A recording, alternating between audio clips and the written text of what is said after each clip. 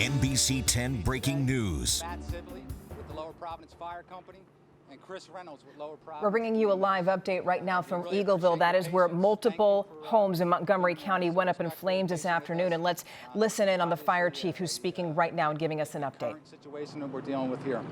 So earlier this afternoon, a little bit before 1 o'clock in the afternoon, a Lower Providence Township code enforcement officer responded to a residence on Carden Place for a follow-up inspection.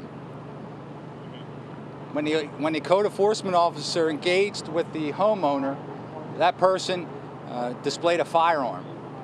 The code enforcement officer thankfully was able to get out of there and contact the Lower Providence police. Our officers responded to the scene.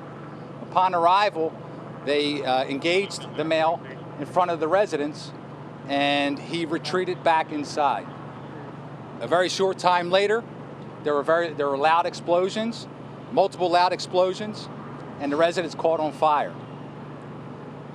Based on that, the police officers established a perimeter and started quickly evacuating residents of the surrounding properties.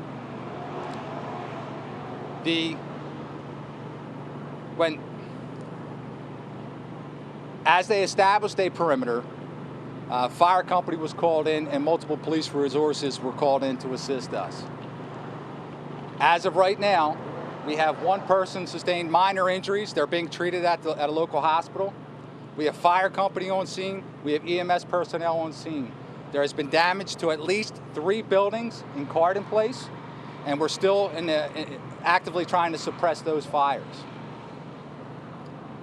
As of right now, we are trying to locate the individual who may or may not be inside the residence, but because it's a active fire scene, we do not know.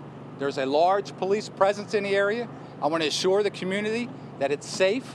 It's safe for them to return to their homes, and we are going to maintain a large presence. I will not be taking any questions at this point in time, but we will update you at a later point in time.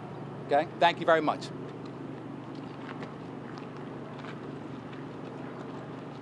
Just right there, an update from a police officer there on the scene as far as what happened. So we are learning that this was obviously much more than just a fire that took place there in Eagleville around 1 o'clock this afternoon, specifically along Carden Place and Sunderland Drive. So here's what police are saying.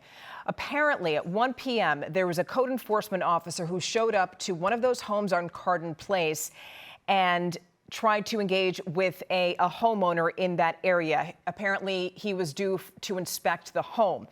The homeowner had a firearm, and that's when the code enforcement officer called police. Eventually, police came, tried to engage with that homeowner, and that homeowner went back inside the home. Moments later, we don't know how long it took, but there was some sort of an explosion or several explosions, and we know that 3 homes, or 3 properties, I should say, have already been damaged. The reason that there is such a big scene here right now, why you have police, the SWAT team, as well as the fire department involved, is one, because, well, there's still hot spots that the fire department is trying to put out, and those are some of the videos, the pictures that you're seeing from Skyforce 1, but also the man that we told you about that engaged police with a firearm. Police don't know where he is right now. He could be inside one of the homes that went up in flames, but police haven't been able to confirm that because they can't really go into the homes because of all of the damage that's there right now. Obviously, we want to show you some of the wreckage. Yes, okay, so here's a Skyforce video right now. But in a moment, we want to show you where this fire took place. There you go. And you could see 3 properties there were damaged.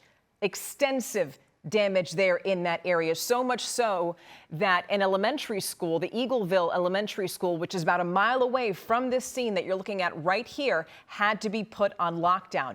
Now, here's the thing. The police officer who just spoke said that people were not in danger, but again, they are still looking for this homeowner who may have been responsible for all of this taking place. We know that at least one person so far has been injured with minor injuries, but again, Police are still looking for the man who set off these explosions along this residential area in Eagleville. This is a story that we're going to continue to follow for you, so please stay with us on air and online, and we're going to see you with another update on NBC 10 News at 4 o'clock.